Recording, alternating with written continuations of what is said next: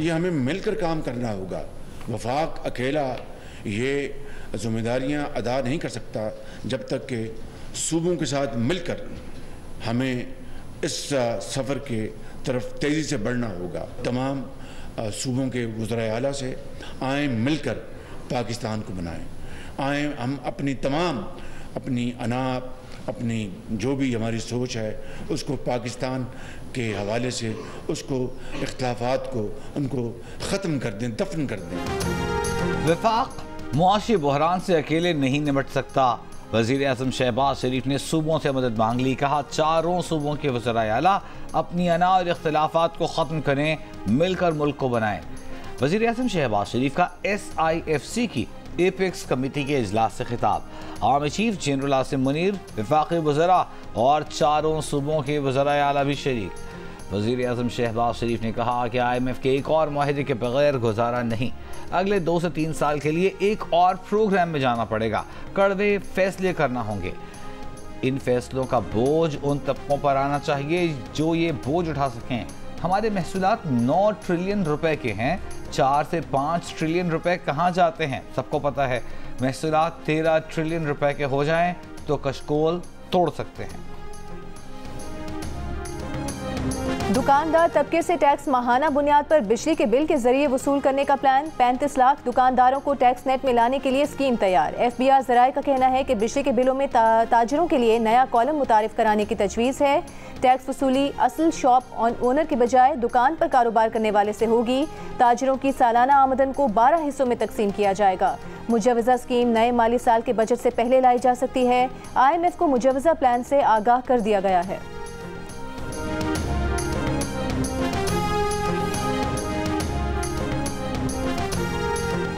पाकिस्तान ने इलेक्शन 2024 पर अमरीकी तशवीश मुस्तरद कर दी। तर्जुमान दफ्तर खारजा ने कहा पाकिस्तान इंतखाबी क़वानीन पर लगता है अमरीका को कुछ गलत फहमियाँ हैं। कल अमरीकी फॉरेन अफेयर्स कमेटी की समाअत में डोनाल्ड लू ने कहा था कि अमरीका को पाकिस्तानी इंतखाबात में बेकायदगियों के इल्ज़ामात पर तशवीश है। तर्जुमान दफ्तर खारजा ने हफ्तेवार ब्रीफिंग में शकील आफरीदी के बारे में सवाल पर कहा कि पाकिस्तान का मौक़िफ़ अब भी वही है कि शकील आफरीदी पाकिस्तानी अदालतों से सज़ा याफ्ता हैं और कैदियों के किसी बाहमी तबादले पर मीडिया में गुफ्तगू नहीं की जाती। इस सवाल पर क्या अमरीकी सफ़ीर बानी PTI से मिलेंगे? तर्जुमान दफ्तर खारजा ने कहा कि इस पर कानून के मुताबिक फैसला होगा। अमरीका का पाकिस्तान में आम इंतखाबात में मुबैना बेज़ाब्तगियों पर शफाफ तहकीकात का मुतालबा। अमरीकी assistant secretary of state Donald लू ने कांग्रेस कमेटी में कहा कि मुबैना बेज़ाब्तगियों पर एहतसाब किया जाए। इल्ज़ामात की तहकीकात में इलेक्शन कमीशन की नाकामी से पाक अमरीका ताल्लुकात पर असर पड़ेगा। कमेटी के रुकन ब्रैड शर्मन ने कहा कि पाकिस्तान में मौजूद अमरीकी सफ़ीर को जेल जाकर इमरान खान से मुलाकात करनी चाहिए और उन्हें सुनाई गई सज़ाओं से मुतालिक उनका मौक़िफ़ सुनना चाहिए।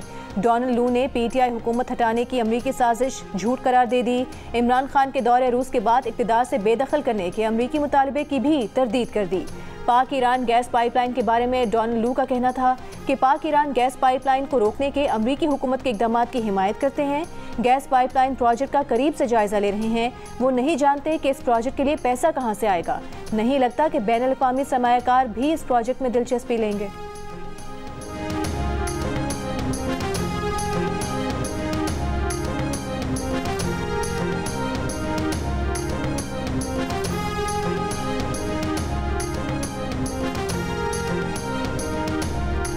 Chairman PTI barrister Gohar Khan का साइफर की दोबारा तहकीकात और साबिक सफीर असद मजीद से बयान दोबारा रिकॉर्ड कराने का मुतालबा।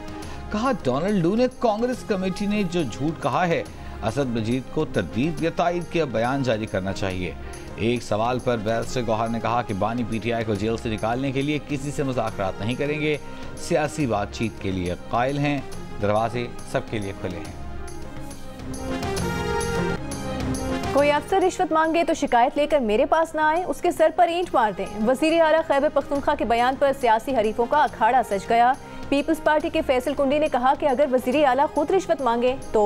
नून लीग की अज़मा बुखारी ने कहा कि इस वज़ीर आला की ज़हनी हालत पर पहले से शक था। अज़मा बुखारी को मुशीर इत्तलात KPK बैरिस्टर सैफ ने जवाब दिया, ग्राउंड टू अर्थ मैडम की अपनी ज़हनी हालत काबिल रहम है। अली अमीन दबंग वज़ीर आला हैं, अपना हक लेना जानते हैं।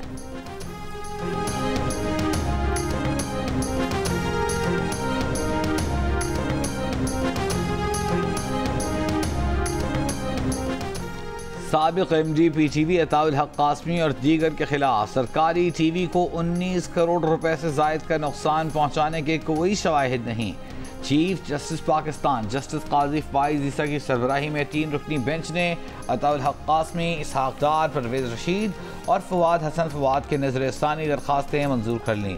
दरखास्त गुजारों से रकम की वसूली के फैसले को भी गलत करार दिया। कहा PTV के वकील ने तस्लीम किया कि अदालत की तरफ से 19 करोड़ से जायद के नुकसान के तय करदा रकम का तयन दुरुस्त नहीं। करप्शन या अकरबा परवरी का भी कोई सबूत नहीं मिला। अदालत ने मुस्तकबिल में अताउल हक कासमी को बतौर डायरेक्टर PTV तकर्री पर आयद पाबंदी भी खत्म कर दी। कराची में खुला मैन होल एक और बच्चे की जान ले गया। Shah Latif town sector 22B में 4 साल का बच्चा वालिदा के साथ बाजार से आ रहा था कि खुले मैन होल में गिर गया।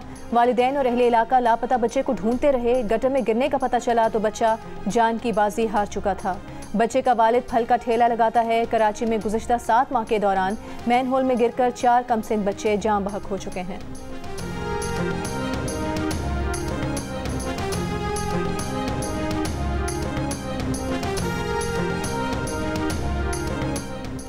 कराची में स्ट्रीट क्रिमिनल्स बेकाबू। एक दिन में दर्जनों वारदातें। अंधेरे सुनसान रास्ते ही नहीं, दिन दहाड़े पुरहुजूम मकामात पर भी गैर महफूज। रमज़ान में लूट मार की वारदातें बढ़ने पर शहरियों में एहसास अदम तहफ़्फ़ुज़ बढ़ गया। गुज़िश्ता रात चंद घंटों के दौरान डिफेंस को रंगी नासिमाबाद, अजमेर नगरी, जमशेद रोड और रंगी टाउन में 8 मुबैना मुकाबले। 14 जख्मियों समेत 21 मुल्ज़िमान पकड़े गए। असलहा, मोबाइल फ़ोन और मोटरसाइकिल बरामद। और IG सिंध की तकर्री में ताख़ीर। ज़राए के मुताबिक सिंध हुकूमत ने 2 हफ्ते पहले IG सिंध के लिए गुलाम नबी मेमन का नाम तजवीज़ किया था, ताहम इस मामले पर कोई पेशरफ सामने ना आ सकी। सिंध हुकूमत राजा रिफत मुख्तार के बजाय गुलाम नबी मेमन को IG सिंध लगाना चाहती है। IG सिंध की तकर्री में ताख़ीर पर वज़ीर आला सिंध विफाक से तशवीश का इजहार कर चुके हैं। गुज़िश्ता रोज़ वज़ीर दाखिला सिंध भी कह चुके हैं कि IG सिंध के तकर्री में ताख़ीर इत्तेहादी मुआहदे की खिलाफ वर्जी है।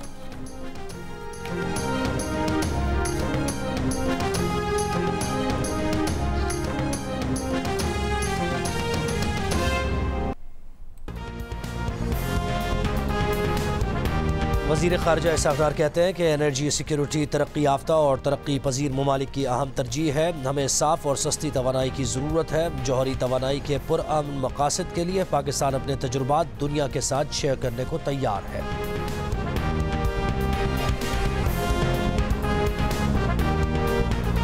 और बैरिस्टर गौहर खान कहते हैं कि डोनाल्ड लू ने साबिक सफ़ीर असद मजीद से मुलाकात की तरदीद की है। इस पर असद मजीद को बयान जारी करना चाहिए।